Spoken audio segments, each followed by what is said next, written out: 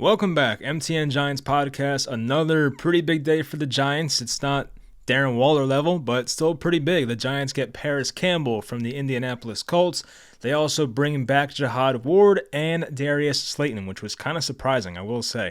So, of course, the Giants are out on the Odell Beckham sweepstakes. It is what it is. He was out of their price range, so that potential reunion is not going to happen, but you bring in Parris Campbell, who is very interesting. Once again, it's kind of risky. We know that, of course, but it's a one-year deal, and I think the value for that contract is great. Only a $4.7 million cap hit for next year.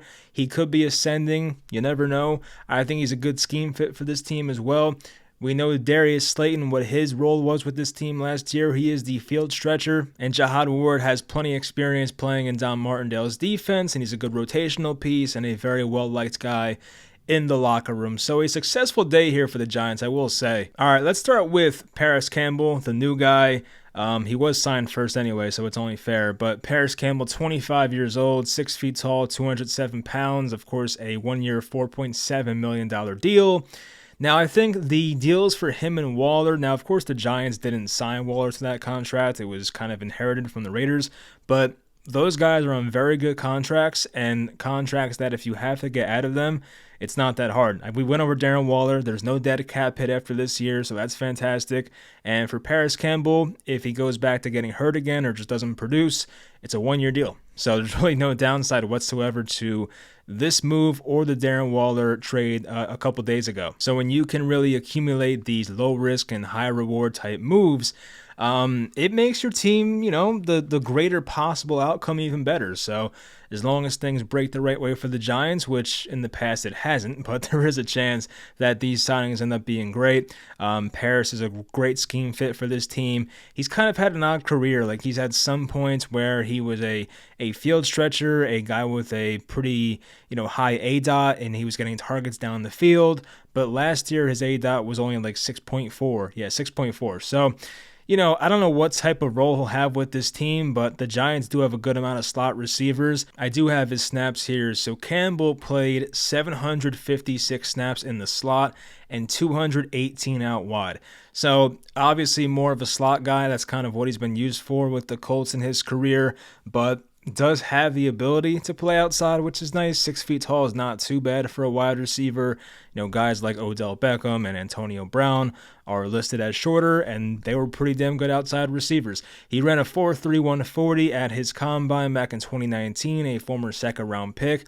Had a career year last year, 63 catches, 629 yards, 2 touchdowns, 91 targets, and that's with Matt Ryan, Sam Ehlinger, Nick Foles, and a terrible Colts team in 2022. So I would think this Giants situation is going to be a lot more favorable for a guy like Campbell. And there's a chance that they were going after a guy like Mecole Hardman, who I think would have fit the scheme even better. But honestly, maybe Parris Campbell was a bit cheaper, less of a commitment, only 1 year. And the Giants said, hey, let's just go with this guy. So it worked out. Now, Joe Schoen has signed himself a good amount of Colts players. It's only been his second offseason here, but he has signed Mark Lewinsky last year. Of course, Bobby Okereke a couple days ago. And then Parris Campbell today. So 3 Colts guys in the span of not even 2 off seasons yet for Joe Schoen, but I guess that's just a coincidence. Last season, Campbell was 11th amongst all wide receivers in separation according to Next Gen Stats. That's an impressive number. And as I said, he can really beat you at any area around the field. Like, he will catch screen passes. I saw that a lot last year with the Colts. He can beat you over the top. We've seen that before. Intermediate routes, which is kind of what the Giants offense is. The Giants offense last year was a lot of behind the line of scrimmage, short passes, and in the event they want to go long, I think Parris Campbell can do that stuff too. So he's a good fit. He just has to stay on the field, but once again, it's a 1-year deal, so I'm not really sweating it too much. I just hope for the sake of this offense that they can get him out there. Hopefully this does not mean anything bad for Wan'Dale Robinson. I mean, I think his recovery is still on time, but you sign a guy with like kind of a similar profile. I know Parris is a bit bigger, but hopefully those guys can play together, share the field if they need to. So you look at the Giants wide receivers now, and it ain't that bad. It's not great, but it's really not that bad anymore. You have Darius Slayton back, of course, 26 years old. You have Isaiah Hodgins at 24 years old, Parris Campbell at 25, Colin Johnson at 25, Wan'Dale Robinson's 22. and Sterling Shepard is 30. So you have a young receiving core that could be pretty good, and you do have, of course, Darren Waller, who, when healthy, is one of the better receiving tight ends in the entire NFL. And you can't forget Saquon Barkley. As I always say, I do wish we had a legitimate wide receiver one, but if the Giants can build their receivers with a bunch of depth and guys that are just good players, no great players, but a bunch of good players, and I think Waller, when he's healthy, can be great, obviously, and same for Saquon, but wide receiver-wise, these guys are just good players. I wouldn't say any of these guys are wide receiver ones. I guess there's an off chance that Parris Campbell can have a really good season if healthy, but I would not count on him to put up 1,200 yards or something like that. But yeah, they have a lot of guys on the same level. Guys like Darius Slayton, so far Wan'Dale Robinson's on that level. And for a guy like Slayton, I got to give him credit. He was a guy who I believe was inactive for week 1. The Giants seemed like they had no interest at all in bringing him back, and he made some big plays for them last year. I remember he had that drag route against the Texans, and he was able to break some tackles, bring it to the house. Had a big catch versus the Packers. He made some plays this year for the Giants. He also had that touchdown catch where he almost dropped it, but he caught it against the Jaguars. That was like a 40, 50-yard touchdown.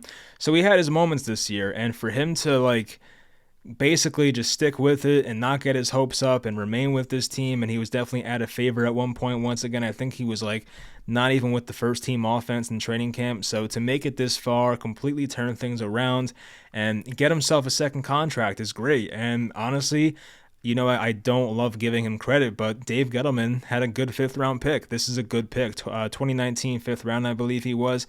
So Darius Slayton so far has had a better career than most 5th-round picks ever have. So 2 years, $12 million, 16.5 maximum value for Darius Slayton. Seems like a fine contract based on the receiver market so far this year. But honestly, nothing really beats the Parris Campbell value. A 1-year deal for him is pretty damn good. So I do like seeing that. It's just with him and Waller, they just have to be on the field. And same thing for Sterling Shepard, who is kind of an afterthought at this point. But obviously when Shep plays, he's a good player. So if you get those guys playing relatively healthy this year, the Giants will have no reason to, complain about their weapons. Once again, I would love to have a Jerry Jeudy or Brandon Ayuk or someone like that, but it doesn't seem like that's going to trend in that direction. Maybe it still does. I don't know. They might still add a guy or two. And at least for Slayton, we know what he is. He's never going to have great hands. He's not great at contested catches, but just about everything else he does at a pretty high level. So we know what we're getting here. He's been here for a while.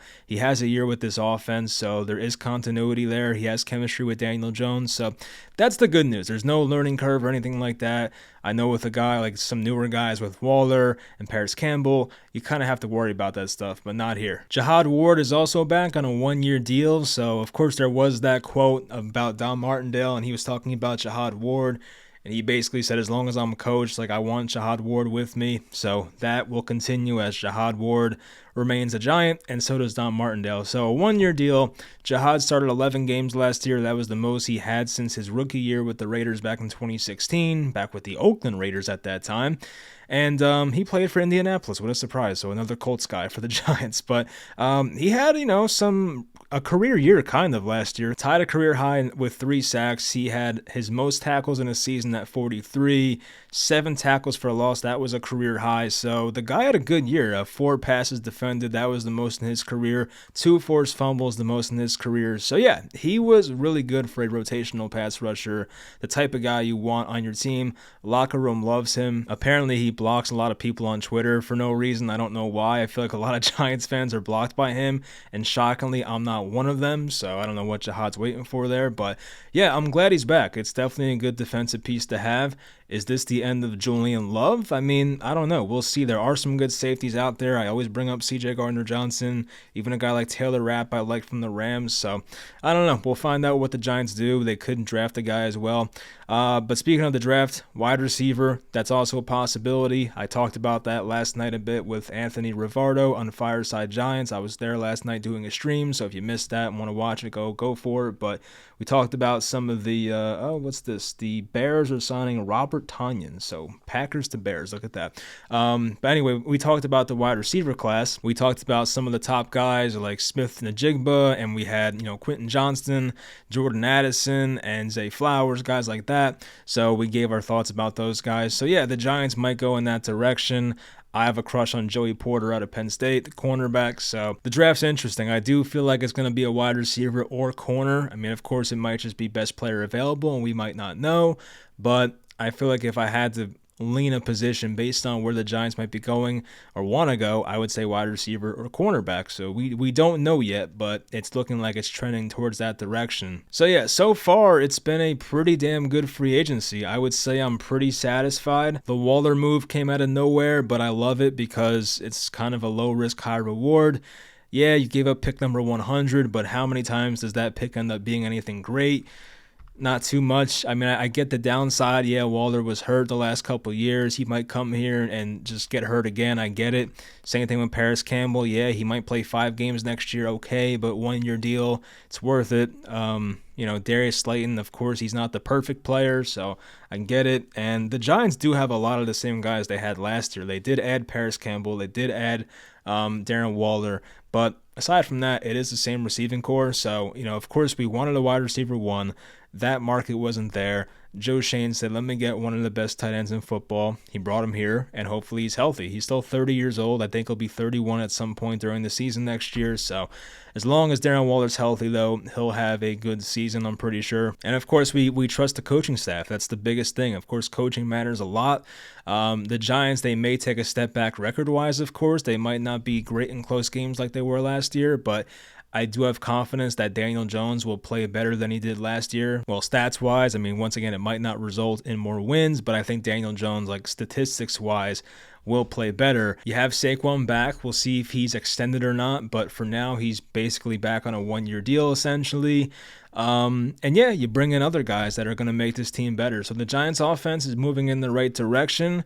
It's not elite. It's not perfect, but, hopefully they somehow come away with a wide receiver 1, or they can draft somebody and take it from there. But yeah, that's going to do it. I've been satisfied so far. So far, so good with the Giants. Hope you guys enjoyed, and I'll talk to you guys next time.